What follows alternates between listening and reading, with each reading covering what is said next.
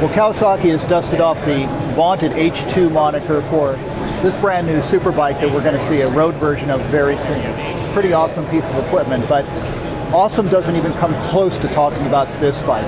It's a 72 H2 based racer. Now, Mike McSween has owned this bike since new, brought it over from Japan, currently rides this thing on track days and absolutely amazes the youngsters. Mike, tell me a little bit about this bike. Oh, this is original 1972 H2. I bought it in Japan, coming back from Viet Nam in 1972. I brought it back on the USS Constellation. I paid $1,000 for it in a crate and had it delivered to San Diego, where I brought it to Fort Pierce, where Jimmy Purnell of Fast Racing in Fort Pierce turned it into a monster. It's 130 horsepower, two-stroke horsepower. I used to race it down in Moroso back in the day.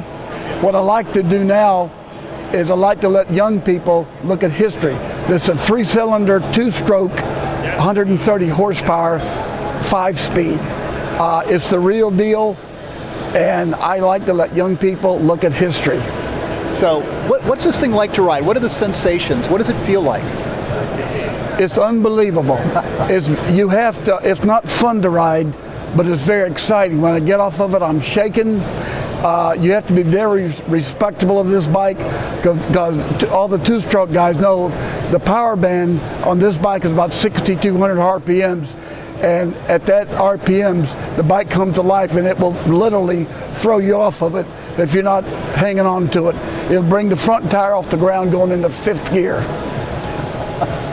The problems back in the day is the frames weren't too good. It used to flex a lot. This bike, Jimmy Purnell has braced it up where now, instead of out dragging anybody down the straightaway and cruising through the corners, it just goes. The only problem is it won't pass a gas station.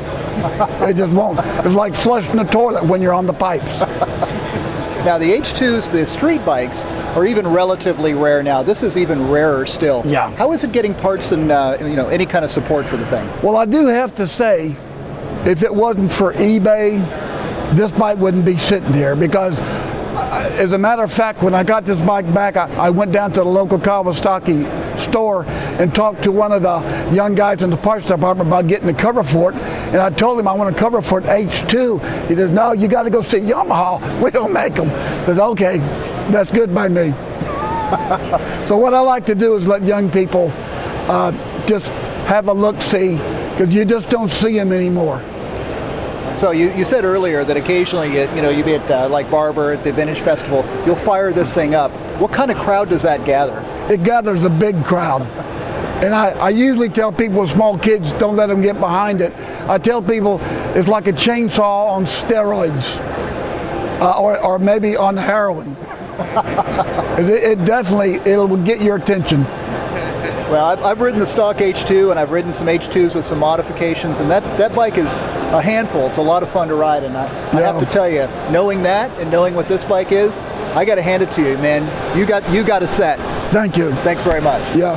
Let's hear it for the old H2s, the real ones. There you go. All right.